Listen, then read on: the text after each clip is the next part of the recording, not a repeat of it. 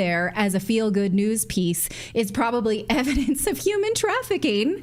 If they were good reporters, they would know that the man they just featured here is named in the Lil Rod lawsuit for being Diddy's fixer in a sex ring. So maybe they should at least put some kind of note on that video or follow it up. I left a comment I'm glad it's still there. Alerting them to it. Most of the time, these news organizations try to hide the fact and they delete it and get rid of it. Oh, so, I downloaded it. So we have it saved yet. Okay, so what we're dealing with here is deep and extensive and an old conspiracy, not a theory, a real conspiracy to sell your soul to the devil to become famous in the music industry. And who else is connected? Well, Lil Rod's lawsuit names Cuba Gooding Jr. as an active participant in the freak-off parties. Yeah, it also mentions Usher. We also know that Combs has produced other big acts such as Mary J. Blige, Lil Kim, Biggie Smalls. We know that he dated Jennifer Lopez. Maybe that's why she's so keen to get her divorce in the headlines right now, to sort of divert from the fact that she was associated with him over 20 years ago.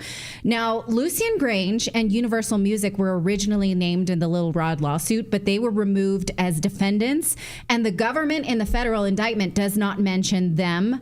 But Prosecutor Williams does say that the government is not done here. In fact, he makes it seem as though they are just getting started. So perhaps they will. The government says they have enough here to keep Combs behind bars for a lifetime. They're asking him to forfeit pretty much all of his possessions. The big question here is, how deep will this go? And will Combs live to tell? Will he live to name names? Since he is essentially the Epstein of the music industry, will we ever get a client list? Or will that, like the Epstein list that is buried with him, fizzle out and die? Now, my sort of silver lining here is that maybe this is the government trying to make it right.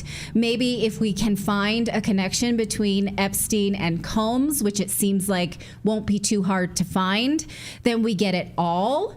Maybe the bad guys sort of took it from the good guys, and the good guys are saying we get another chance with Diddy. How about that? Maybe, right? Maybe. This is a big fat maybe. Combs' lawyer says that he's going to fight for his release, but if he does not get released, he should insist on round-the-clock cameras in his holding cells. Maybe we should all want to watch that just to keep this guy alive. The rest of us should want this too, because we need to see how deep it all goes.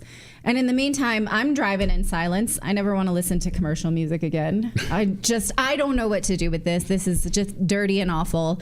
And you know that what we get to see is only a sliver. I'll sing you a song. I mean, I would be surprised though if anything happened to him, because he's quote unquote new money.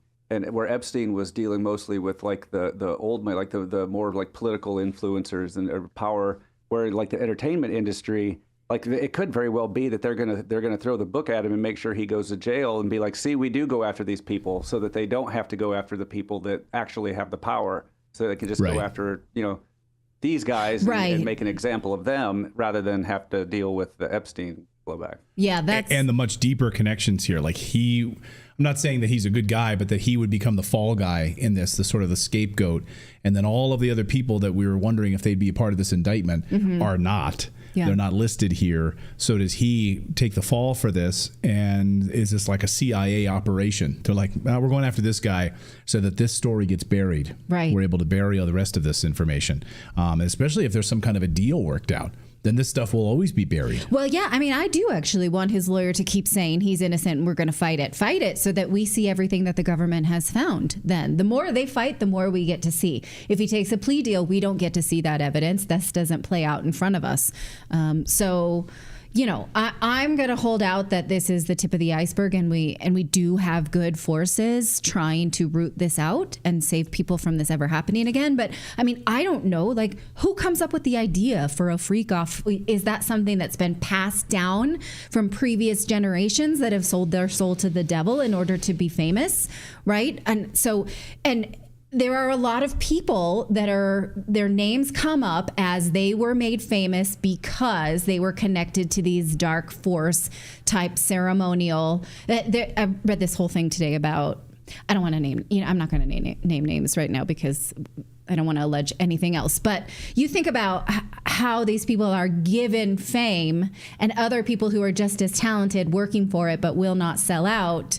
And in all industries, how deep does it go? Does it go into, movies, TV, music, news industry, that kind of thing? It's deep and dark. And so, okay, we got some of it. Some people have been waiting for years to see this. And so this is what we got right now.